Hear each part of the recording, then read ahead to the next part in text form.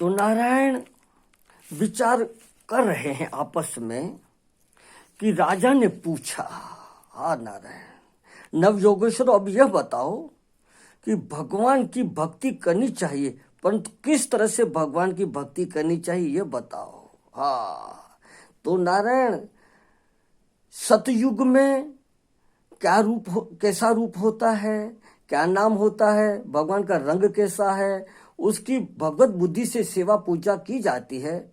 वहाँ इसे करने से कल्याण होता है, क्योंकि मन में यह भगवान है ऐसी बुद्धि बननी चाहिए। परंतु युग के भेद से उनमें भी भेद होता है। देखो ने, एक आदमी के मन में सतयुग होता है, तो मन अगर उसका सतयुग में रहता है तो वह सतयुगी साधना कर सकता है। शांत मन से बैठ करके, बाहर की कोई खटपट नहीं, चंदन लगाओ, माला पहनाओ, भोग लगाओ, आसन लगाओ, भीतर सत्व गुण है। तुम नारायण क्या बता, में आंखें खोलने का मन नहीं, ठाकुर का हृदय में आराम से ध्यान कर रहा है। हाँ, तो नारायण सतयुग में सत्य की साधना करता है।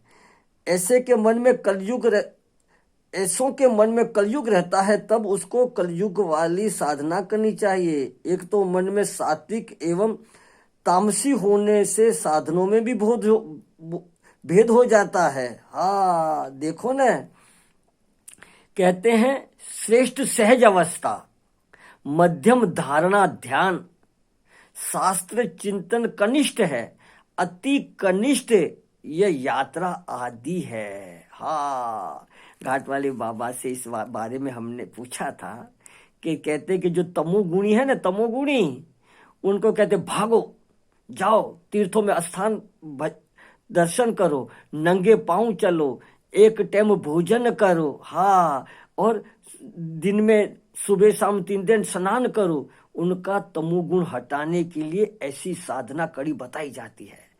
और जो रजोगुणी है, हाँ, उनको नारायण प्रलोभन दे करके इतना भोग लगाओ, इतना वो करो, इसे तो। और सतोगुणी है, हाँ नारायण, तो महाराज कहते सतोगुण में माँ बाप के पेट से ही ज्ञानी और विज्ञानी जन्मते थे, उनको कोई वासना कामना नहीं है, तो नारायण उनके पीछे ज्यादा परिश्रम नहीं होता है।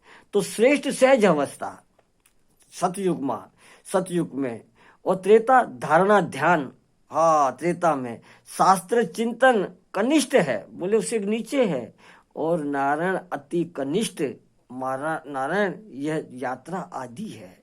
संतों ने हमें बताया, बोले भगत जी देखो, हम लोग मित्र लोग साधना यात्रा करने के बद्रीनाथ, कुली साथ में लिए, आपस में सबने सेवा बांट ली कि भैया देखो कहाँ भी जाओ तो रहने की व्यवस्था तू करो। दूसरे को कहा खाने पीने की व्यवस्था तू करना, तीसरे को कहा लेन देन की व्यवस्था तू करना, चौथे को कहा सामान की देखभाल तू करना। ऐसे करके काम बांट करके सारी यात्रा करके आए, और हर की पहड़ी पे आकर के हमने तीर्थों को दंडवत प्रणाम किया। हाँ, तो संतों ने, हमारे गुरुजी के पास हम गए तो गुरुजी ने बोला क्या तेरा अनुभव है।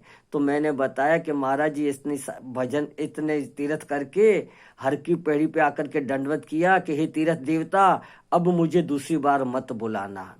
तो संत जी ने कहा कि ठीक है, तुम्हें तीर्थ फल गया। हाँ नारायण, फल गया बस। तो नारायण उससे हाथ ऊंचा कर दे के बस ठाकुर हमारा मन शांत हो गया। वासना बढ़नी नहीं चाहिए। साधनाओं से, भजन से, सेवा से हमारी इच्छाएं कामनाएं नष्ट हुए तो समझना कि भजन साधना बढ़ रही है। तो कहते हैं कि युग के अनुसार, मनुष्य के अनुसार, स्वभाव के अनुसार उनका जो अंतःकरण में रजो तमो सतो गुण आदि है, और गुणातीत अवस्था है, वो आखिरी अवस्था है। तो उनसे पूजा साधना अलग अलग होती है। तो कहा, तो उसमें नौ योगेश्वरों में करभाजन नाम के योगेश्वर ने कहा बात बताई, जिसको कमरामलवत वेद अर्थात प्रतिभान होता है, उनको कर भाजन कहते हैं। अतः जिनका हाथी पात्र है और उन्होंने ठीक ठीक अस्तित्व तत्व को जान लिया है, वो बता रहे हैं। बोले राजन, 4 युग है, सतयुग, त्रेता, द्वापर और कलयुग। ये 4 आश्रम भी है। कौन से? वर्ण आश्रम। वर्ण माना ब्राह्मण, क्षत्रिय, वैश्य और शूद्र। आश्रम माना ब्रह्मचारी, गृहस्थ, वानप्रस्थ और सन्यास। देश भी 4 प्रकार के होते हैं, विषय भी 4 प्रकार के होते हैं। उनमें एक ही केवल भगवान के नाना तो रंग है, अनेक नाम है, अनेक आकार है और अनेक विधि से भगवान की, हे राजन, पूजा होती है, पूजा होती है। तो पहले सतयुग का वर्णन करते हुए कहते हैं कि जन्म से ही मनुष्य कर्म के फल और कर्म के बंधन से मुक्त रहता है, भगवान के आराधना में लगा रहता है।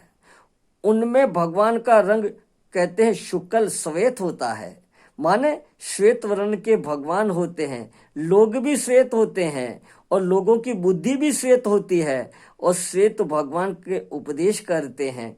धर्म, अर्थ, काम, मोक्ष चारों पुरुषार्थों को हाथ में लेकर 4 बाहु वाले भगवान प्रकट होते हैं। हाँ, सिर पर झटा, वल्लक आदि और आसन आदि, क्योंकि लोगों के मन की वासना को खींचने के लिए, चित्त को खींचने के लिए कोई लीला नहीं करनी पड़ती, क्योंकि लोगों की कामनाएं नहीं है इतनी। हाँ, इस कामना वासनाओं ने ही नारायण आडंबर करवाया है। हाँ नारायण, और उनको उनके चित्त को चोरने के लिए ही अनेक लीलाएं ठाकुर ने करवाया है, करते हैं, क्योंकि उनको तो है कि बच्चे कैसे खुश हुए और हमारी तरफ कैसे लगे।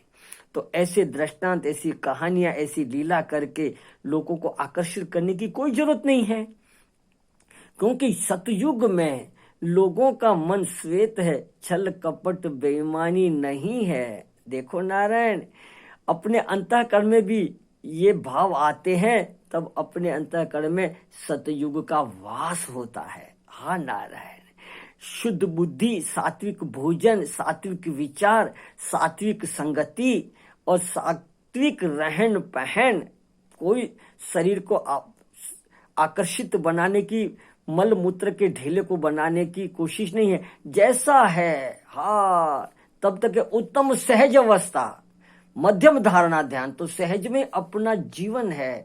तो कहते हैं तब सतयुग है नारायण, उसमें लोगों को ज्यादा परिश्रम भी नहीं करना पड़ता। तब तो संतों ने कहा कि ख्वाबों में तू और ख्यालों में तू है,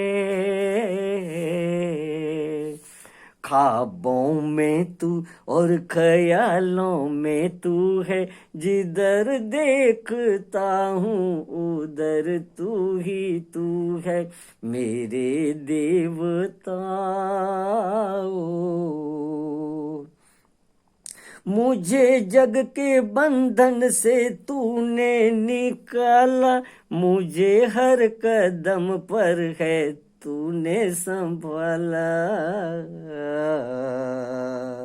मुझे जग के बंधन से तूने निकाला, मुझे हर कदम पर है तूने संभाला, मेरे देवता एक तू ही रूबरू है, जिधर देखता हूँ उधर तू ही तू है, ख्वाबों में तू और ख्यालों में तू है, जिधर देखता हूँ उधर तू ही तू है, इस दिल में बसी है जो तस्वीर तेरी, तो मस्तक पर उबरी है तकदीर मेरी,